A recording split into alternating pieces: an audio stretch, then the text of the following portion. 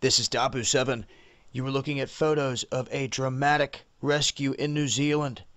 You can see right here this woman, her car went down into the waterway, and thankfully some officers nearby were there to jump in and rescue her. Now they say that this was in Auckland, in this harbor where she apparently accidentally went through this terminal car park and went over the embankment. And when they got down in here, you can see this guy trying to use a rock there, but one of the officers, I think he had a baton in his hand right here, trying to get to the window. It could not get the window to break. Then they were trying to get the doors open, could not get the doors to open. And really, I think this picture right here is a defining moment in this whole rescue mission, because smashing out this back window right here is what ended up saving her. Constable what smashed the big rock. And they do have her face blurred out for those of you that are wondering why it looks all crazy.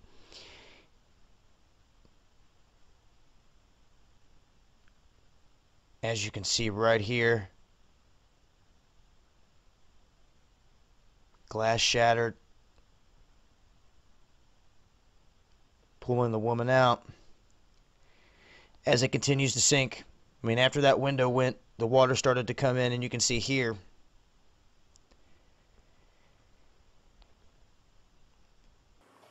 just before 3:15 p.m. today, police were called to Fisherman's Wharf in Northcote Point. That was following a report of a car that had gone into the water. Constables Paul Watts and Simon Russell, who are both based at Motorways base at the Auckland Harbour Bridge, responded to that call. When they arrived, they found a late model BMW car, 3/4 submerged in the water. There was two members of the public trying to hold that vehicle up in the water. They could also see a woman inside the vehicle who was the sole occupant. She was obviously distraught by the situation and had moved to the rear of the car to where an air pocket was situated against the back window. The two members, Constables Watts and Russell, removed their stab-proof body armour and entered the water, and using an baton or an extendable baton, Constable Russell attempted to smash the driver's window.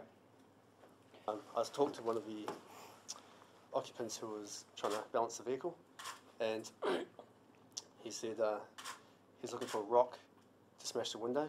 So I tried with my baton, which failed. So then I tried on the ocean floor, and at this stage Paul was going out searching for a rock as well. And when I went down, I basically cut my hand a bit, and I actually found a spanner in the water, and with the spanner I smashed the driver window, and I was going to attempt to open the door and swim in and grab it from there. But as I smashed it, so then I thought, well, there's plan B there. So, but at that time, the car actually started to move very fast into the water.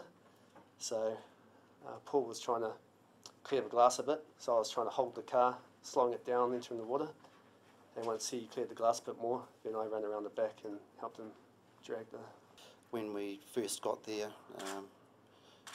at the bottom of the road, we could see that two members of the public were trying to stop the car from slipping further into the water, and the female inside was in the small airspace at the rear of the car,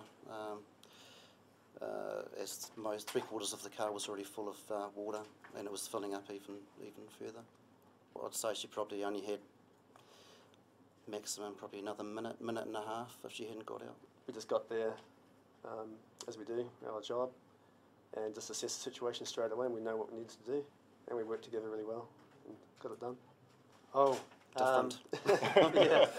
yeah. He said, "Oh, it's Commissioner here." So I just said, "Oh, how are you?" And I said, "I'm a bit busy painting at the moment." So I was at home at the time. But yeah, I just said, "Oh, look, it's just another day on the job, so."